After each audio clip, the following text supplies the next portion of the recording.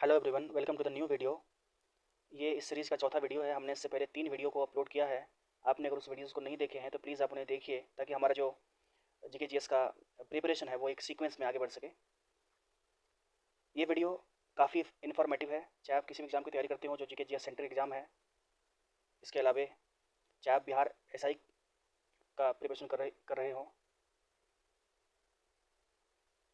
Bihar SSC का preparation अगर आप कर रहे हो, सिविल कोर्ट का अगर आप एग्ज़ाम का प्रिपरेशन कर रहे हो, रेलवे का प्रिपरेशन कर रहे हो, या किसी भी एग्ज़ाम के लिए आप यदि प्रिपरेशन कर रहे हैं तो ये वीडियो आपके लिए समान रूप से उपयोगी होंगी। मैं इस सीरीज़ के अंदर इस यूट्यूब चैनल पे 100 वीडियोस डालूंगा और ये सभी के सभी वीडियोस फैक्ट से भरपूर होंगी। चलिए हम सेशन को स्टार्ट करते हैं बिना देरी किए हुए। हमारा पहला पॉइंट है राज्य और प्रमुख नृत्य की बात करेंगे। नृत्य में बोलते हैं डांस फॉर्म को। देखिए, अरुणाचल प्रदेश हमारा एक राज्य है। इसके प्रमुख नृत्य की बात करते हैं कि हर राज्य का अपना लोकल डांस फॉर्म होता है, उसको फोक डांस कहते हैं। जैसे कि मयूर डांस, ये हमारे बिहार में नहीं होता बल्कि अरुणाचल प्रदेश में होता है। बोइया अरुणाचल प्रदेश में होता है।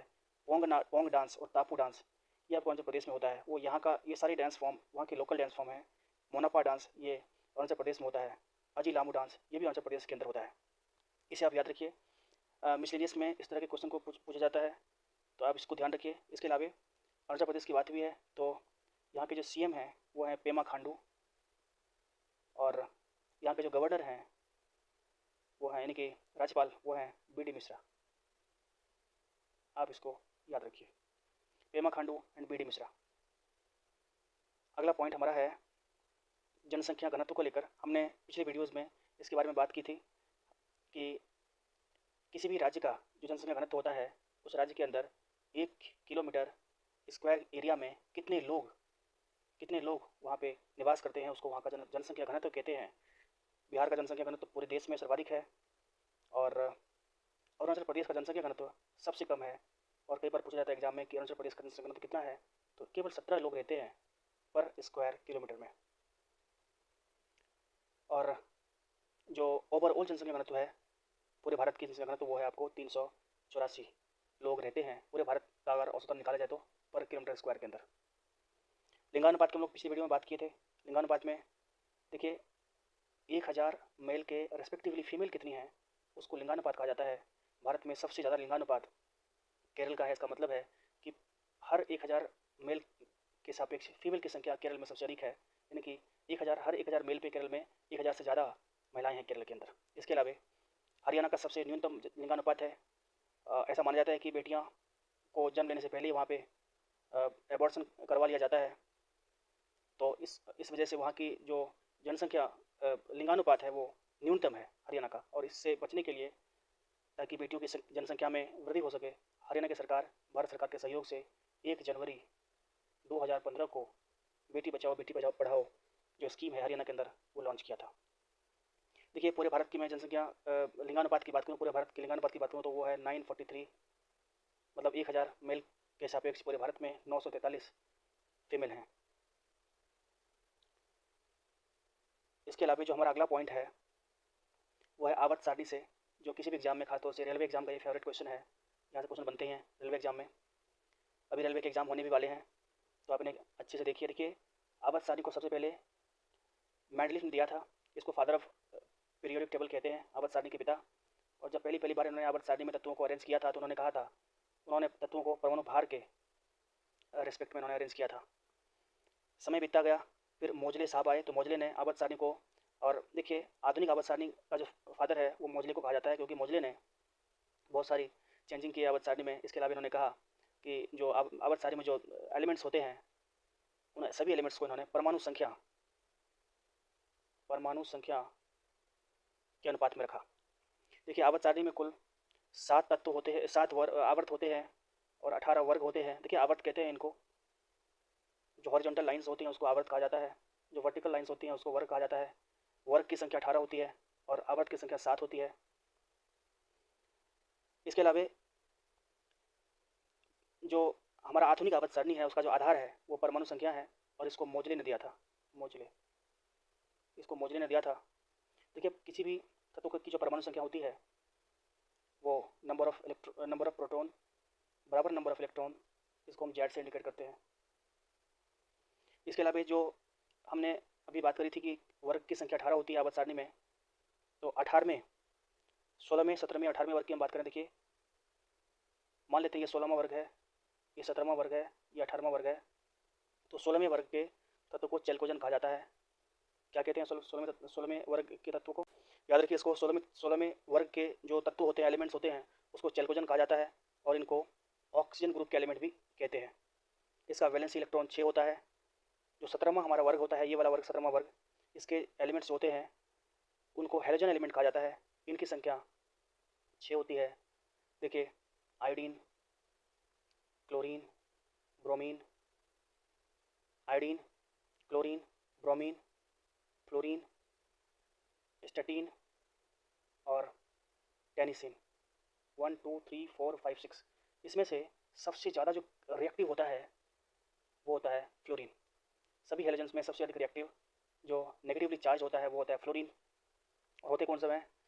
Fluorine, chlorine, bromine, iodine, statin और टेनिसिन। इसे याद रखिए, इसे हेलोजन कहते हैं। ये 17वें वर्ग के एलिमेंट्स होते हैं। जो हमारा लास्ट वर्ग है वो 18वां वर्ग, और इसमें इसको शून्य ग्रुप या जीरो ग्रुप भी कहते हैं। इसे जीरो ग्रुप भी कहते हैं। इसी को नोबेल गैस की जो अरेंजमेंट्स होती है इसमें होती है।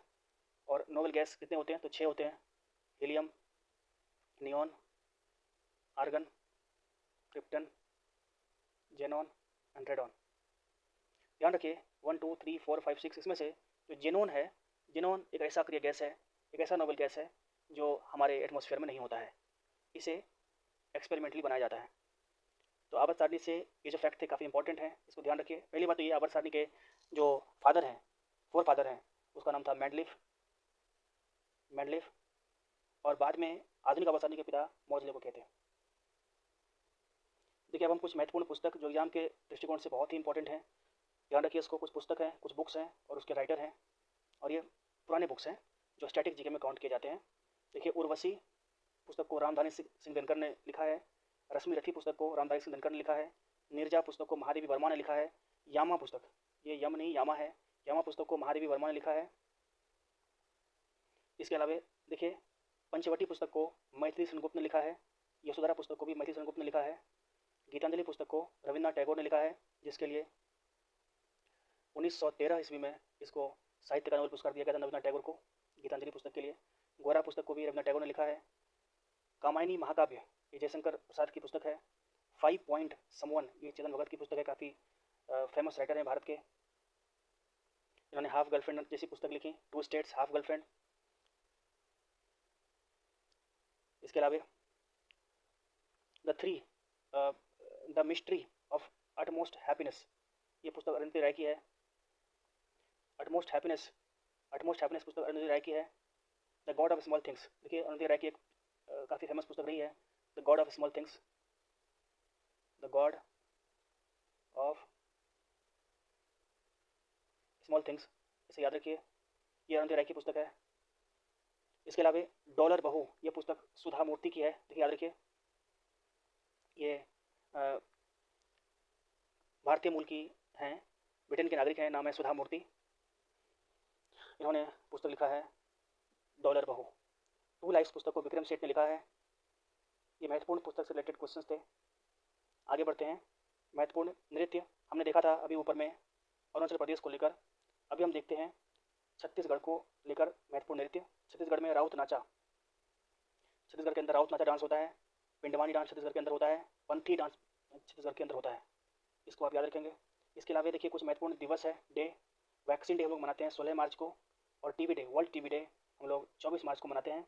टीबी जो होता है वो बैक्टीरिया की वजह से होता है और ये लंग्स को प्रभावित करता है। एक खिलाड़ी है जिसका नाम फवाद मिर्जा है, इसका संबंध घुड़सवार से है। फवाद मिर्जा का संबंध घुड़सवार से है। देखिए अभिनव बिंद्रा का संबंध राइफल शूटिंग से है, और ये 10 मीटर रेंज में निशाना लगाते हैं। देखिए रामसर साइड हमने पिछले वीडियोस में भी कवर किया था। रामसर साइड आर्द्र भूमि संरक्षण के लिए पूरी दुनिया में इसको सेलिब्रेट किया जाता है रामसर दिवस के रूप में, या आर्द्र भूमि दिवस के रूप में 2 फरवरी को इसको मनाया जाता है। इसकी स्थापना ईरान के रामसर नामक स्थल पर इसकी स्थापना हुई थी विभिन्न देशों के साथ। 2 फरवरी 1971 को इसकी शुरुआत हुई थी। भारत इसमें शामिल होता है 1 फरवरी को 1982 में। भारत में अभी तक प्राप्त आंकड़े के हिसाब से भारत में कुल 75 रामसर साइट्स हैं। सबसे अधिक रामसर साइट तमिलनाडु के अंदर है।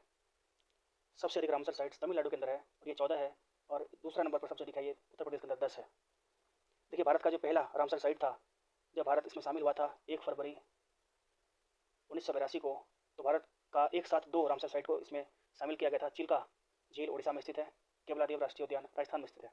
ये दोनों को एक साथ, लेकिन फिर भी अगर आपसे पूछे कि पहला कौन, तो पहला चिल्का लेक है। ये आपको खारे पानी का झील है, भारत के अंदर सबसे बड़ा, और ये है आपको उड़ीसा के अंदर। सबसे पहले इसको नॉमिनेट किया गया था, फिर केवलादेव को। इसके अलावा भारत का सबसे बड़ा रामसर स्थल ये सुंदरवन है। हम जानते हैं कि सबसे बड़ा डेल्टा दुनिया का भारत का नहीं, सुंदरवन का डेल्टा है। और यही सुंदरवन जो वेस्ट बंगाल के एरिया में पड़ता है, ये भारत का सबसे बड़ा रामसर साइट्स भी है। इसके अलावा भारत का सबसे छोटा रामसर साइट हमने बात करी थी, रेणुका, हिमाचल प्रदेश के अंदर है। ये क्वेश्चन एग्जाम में आया हुआ है। देखिए बिहार के अंदर जो भी एग्जाम्स होते हैं उसका एक फेवरेट क्वेश्चन है कि कुछ संगठित देश के बारे में वो पूछते हैं। जैसे कि आसियान कंट्री की मैं बात करूँ, देखिए आसियान कंट्री 10 देशों का ये एक संस्था है। बेसिकली इसमें 10 देश हैं। इसकी स्थापना 1967 ईस्वी में होती है। बैंकॉक घोषणा पत्र के माध्यम से इसकी स्थापना होती है। इसका हेडक्वार्टर जकार्ता में है, इंडोनेशिया की राजधानी जकार्ता। इसके अलावा भारत 30 वर्षों से, अभी हाल ही में भारत का आसियान कंट्रीज़ के साथ बिजनेस का 30 वर्ष पूरा हो गया है। लेकिन इंपॉर्टेंट बात यह है कि भारत इस आसियान कंट्री का कोर मेंबर नहीं है, सदस्य नहीं है। हमने कहा कि इसमें 10 देश शामिल हैं। ये 10 देश कौन, इसको याद कैसे करें? तो हमने इसको ट्रिक के माध्यम से यहाँ पे कुछ लिखा है, MBBS क्लिप और टीवी। इसको हम सर्च कर सकते हैं कि MBBS की एक क्लिप है, वीडियो क्लिप है, इसको टीवी पर देखो। MBBS की एक वीडियो क्लिप है, इसको टीवी पर देखो। M for Malaysia, B for Burma होता है। आप इसको बर्मा म्यांमार की राजधानी है, तो बर्मा से हम इसको कनेक्ट करेंगे म्यांमार से। B for Brunei, S for Singapore, C for Cambodia, L for Laos, I for Indonesia, P for Philippines. TV में T for Thailand and V for Vietnam. इस तरह से जो आसियान कंट्री के 10 देश हैं, Malaysia, Myanmar, Brunei, Singapore, Cambodia, Laos, Indonesia, Philippines, Thailand और Vietnam, ये 10 देश हैं जो आसियान कंट्री के कोर मेंबर्स हैं। भारत इसका सदस्य नहीं है, लेकिन फिर भी इन देशों के साथ भारत व्यापार करता है और भारत को इन देशों के साथ व्यापार करते हुए 2022 के अंदर 30 साल पूरे हो चुके हैं। अगला देश हमारा है बिम्स्टेक। अगला देश हमारा है बिम्स्टेक। देखिए बिम्स्टेक की स्थापना ये भी बैंकॉक समझौता के तहत 1997 में इसकी स्थापना होती है और इसका जो हेडक्वार्टर है वो बांग्लादेश की राजधानी ढाका में है। और इसमें कुल 7 कोर कंट्री हैं, इसमें कुल 7 सदस्य देश हैं। इसे आप देखिए 2022 में जो बिम्स्टेक का सम्मेलन हुआ वो हुआ कोलंबो, श्रीलंका। आपको याद होगा श्रीलंका की 2 राजधानी थी, कोलंबो उनका वित्तीय राजधानी था, कोलंबो श्रीलंका की वित्तीय राजधानी। और यहीं पे कोलंबो में 2022 का बिम्स्टेक का शिखर सम्मेलन हुआ है। बिम्स्टेक में 7 सदस्य देश हैं और इसका हेडक्वार्टर बांग्लादेश की राजधानी ढाका में स्थित है। और बैंकॉक घोषणा पत्र के हस्ताक्षर के बाद 1997 ईस्वी में बिम्स्टेक का गठन किया गया था। अगला पॉइंट हमारा है संघाई सहयोग संगठन से। SCO को संघाई सहयोग संगठन भी कहते हैं। देखिए ये इंपॉर्टेंट इसलिए है क्योंकि अभी सबसे पहली बात तो इसका हेडक्वार्टर बीजिंग के अंदर चाइना में है और भारत चाइना में हेडक्वार्टर होने के बावजूद भी भारत का पहला सांस्कृतिक राजधानी वाराणसी को घोषित किया गया है। भारत का पहला सांस्कृतिक राजधानी, संघाई सहयोग संगठन का सांस्कृतिक राजधानी भारत का पहला जो घोषित किया गया है वो वाराणसी घोषित किया गया है। और 2022 में सम्मेलन जिसका हुआ वो समरकंद उज्बेकिस्तान में हुआ और इसका हेडक्वार्टर बीजिंग में स्थित है। काफ़ी इंपॉर्टेंट है, इसको याद रखिए, करंट में क्वेश्चन बन सकते हैं। देखिए सुभाष चंद्र बोस, अभी इससे संबंधित स्थान जिसे हाल ही में राष्ट्रीय स्मारक घोषित किया गया है वो पादांग नाम का जगह है सिंगापुर के अंदर। देखिए सिंगापुर में सुभाष चंद्र बोस ने काफ़ी राजनीतिक कार्य किए थे। 1939 के अंदर फॉरवर्ड ब्लॉक की स्थापना करी थी, सिंगापुर के अंदर अंतरिम सरकार की स्थापना करी थी सुभाष चंद्र बोस ने। तो बहुत सारे काम उन्होंने वहाँ पे किए थे सुभाष चंद्र बोस ने। तो जो सिंगापुर की सरकार है उन्होंने सुभाष चंद्र बोस के सम्मान में एक एक स्मारक को राष्ट्रीय स्मारक घोषित कर दिया, और वो जगह है पादांग जगह। देखिए तिब्बती बौद्ध स्वर्ण मंदिर कर्नाटक के कुर्ग में स्थित है। देखिए कर्नाटक का जो कुर्ग जिला है वो कई मायने में फेमस है। सबसे पहली बात तो जो कॉफ़ी का जो उत्पादन केंद्र है या प्रसंस्करण केंद्र है कॉफ़ी का, वो कर्नाटक के कुर्ग जिला है, कुर्ग, और उसका चिकमंगलूर चिकमंगलूर यहाँ पे स्थित है। ये कुर्ग में पड़ता है। यहाँ पे कॉफ़ी का उत्पादन बड़े पैमाने पर होता है। इसके अलावा याद रखिए कि तिब्बती बौद्ध स्वर्ण मंदिर जो है वो कर्नाटक के कुर्ग में है।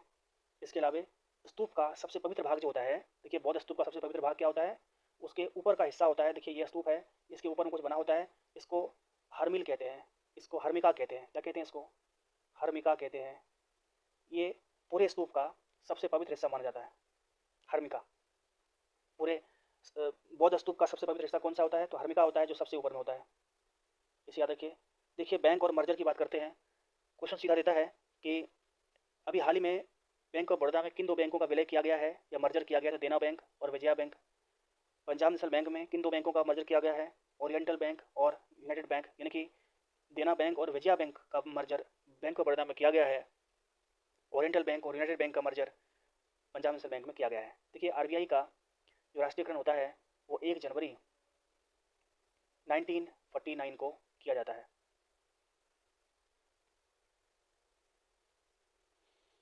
इसके अलावा करंट सेक्शन से एक और इम्पोर्टेंट स्पोर्ट्स के लिए पूछा जा सकता है, क्वेश्चन पूछा जा सकता है। जैसे सपोज करिए ऑल ओवर वर्ल्ड में टेनिस के लिए 4 गेम्स होते हैं, Australian open, French open, Wimbledon open और यूएस ओपन। ये 4 गेम्स होते हैं। और यदि आपने इन चारों टेनिस गेम्स को यदि आपने देख लिया तो एग्ज़ाम के दृष्टिकोण से काफ़ी महत्वपूर्ण, अभी आगामी महीनों में यदि कोई एग्ज़ाम है तो निश्चित रूप से उसमें क्वेश्चन पूछा जाएगा। देखिए ऑस्ट्रेलियन ओपन की शुरुआत होती है, सबसे पहला जो टेनिस टूर्नामेंट होता है वो ऑस्ट्रेलियन ओपन होता है, फिर इसके बाद फ्रेंच, फिर इसके बाद विंबलडन, फिर इसके बाद यूएस, इस तरह से चलता रहता है। तो पहला जो टेनिस टूर्नामेंट का नाम है ऑस्ट्रेलियन ओपन है। इसमें 2022 का जो खिताब जीता है पुरुष एकल का, वो राफेल नडाल ने जीता है। राफेल नडाल कहाँ के हैं? स्पेन के हैं। और फीमेल का खिताब जो जीता है महिला में, वो एशले बार्टी जीती है, ये ऑस्ट्रेलिया की है। याद रखिए राफेल नडाल स्पेन के हैं और एशले बार्टी ऑस्ट्रेलिया के हैं। इन्होंने ऑस्ट्रेलियन ओपन का टेनिस टूर्नामेंट का खिताब क्रमशः मेल और फीमेल के लिए जीत लिया है 2022 के अंदर। फ्रेंच ओपन, ऑस्ट्रेलियन ओपन खत्म होने के बाद फ्रेंच ओपन टेनिस टूर्नामेंट खेला जाता है। इसमें मेल कैटेगरी में फिर से राफेल नडाल जो स्पेन के हैं, और फीमेल कैटेगरी में इगा स्विएटेक जो पोलैंड की हैं, इन्होंने जीता। याद रखिए मेल में ऑस्ट्रेलियन ओपन में भी राफेल नडाल जो स्पेन के हैं, और फ्रेंच ओपन में भी मेल में राफेल नडाल ही जो स्पेन के हैं, लेकिन फीमेल में इगा स्विएटेक जो पोलैंड की हैं, इन्होंने खिताब जीता है फ्रेंच ओपन के अंदर। अगला है विंबलडन ओपन। फ्रेंच ओपन के होने के बाद विंबलडन ओपन होता है tennis tournament.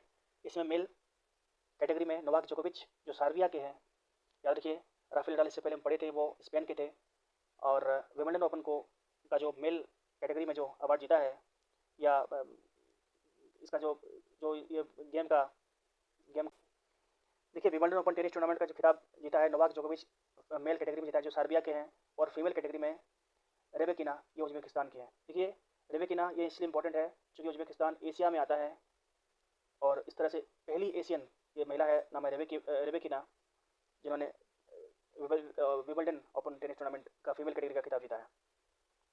Last tennis tournament हमारा यूएस ओपन है, जिसमें मेल कैटेगरी में कार्लोस अल्कराज ने का ये खिताब जीता है, कार्लोस अल्कराज जो स्पेन के हैं, और फीमेल कैटेगरी में इगा स्विएटेक जो पोलैंड की हैं। कार्लोस अल्कराज स्पेन और फीमेल कैटेगरी में Iga Swiatek Poland, US open के लिए।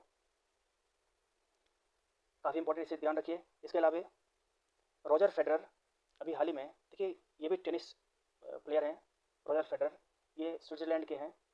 अभी हाल ही में इन्होंने संन्यास लेने की घोषणा की है टेनिस टूर्नामेंट से, अब ये नहीं खेलेंगे। और 20 ग्रैंड स्लैम इन्होंने जीते हैं अपने पूरे लाइफ टाइम में, जब से ये खेल रहे हैं अभी तक 20 ग्रैंड स्लैम इन्होंने जीते हैं, जो अपने आप में काफ़ी महत्वपूर्ण होते हैं। और संन्यास लेने की घोषणा की है इन्होंने। क्वेश्चन अभी एग्जाम में बन सकता है कि कौन से टेनिस खिलाड़ी हैं जिन्होंने अभी हाल ही में संन्यास लेने की घोषणा किया टेनिस टूर्नामेंट से। तो ये है रॉजर फेडरर, किस देश से हैं? स्विट्जरलैंड के हैं। इन्होंने 20 ग्रैंड स्लैम खिताब ने नाम किया है। इसके अलावा देखिए साहित्य सम्मान की बात करते हैं, कुछ पुरस्कार की बात करते हैं। देखिए 3 पुरस्कार इस कैटेगरी में हैं, सरस्वती सम्मान, व्यास सम्मान और बिहारी सम्मान। तीनों के अंदर सिमिलरिटी ये है कि ये तीनों सम्मान को, तीनों पुरस्कार को के बिरला फाउंडेशन के द्वारा दिया जाता है। के बिरला फाउंडेशन के द्वारा इसको दिया जाता है। और सभी के सभी पुरस्कार को की शुरुआत जो हुई है वो 1991 से हुई है। 1991 से सभी के सभी को दिया जाता है। इसकी सिमिलरिटी इसको याद रखिए। सरस्वती सम्मान को भी 1991 से दिया जाता है के बिरला फाउंडेशन के द्वारा। व्यास सम्मान को भी 1991 से दिया जाता है के बिरला फाउंडेशन के द्वारा। और बिहारी सम्मान को भी के बिरला फाउंडेशन के द्वारा दिया जाता है 1991 से। सरस्वती सम्मान जो 2022 का जो दिया गया है, 2022 के लिए सरस्वती सम्मान, वो राम दत्त मिश्रा को दिया गया है।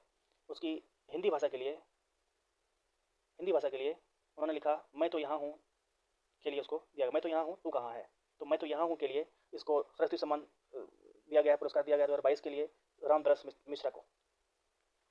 व्यास सम्मान ये असगर बजाह को दिया गया है। इन्होंने एक नाटक लिखा है, नाम है महाबली नाटक। असगर बजाह महाबली नाटक के लिए व्यास सम्मान भी इनको दिया गया है। इसके अलावा देखिए बिहारी सम्मान डॉक्टर माधव हारा को ये बिहारी सम्मान दिया गया है। और ये सम्मान भी के बिरला फाउंडेशन के द्वारा दिया जाता है, 1991 से दिया जाता है। याद रखिए बिहारी सम्मान कई बार पूछा जाता है एग्जाम में। इस बार 2022 का बिहारी सम्मान जो दिया गया है वो डॉक्टर माधव हारा को ये पुरस्कार दिया गया है। ये वीडियो काफ़ी इन्फॉर्मेटिव था, काफ़ी मेहनत भी लगी इसको बनाने में। आपको वीडियो कैसा लगा कमेंट सेक्शन में ज़रूर लिखिए। Thank you for watching the video.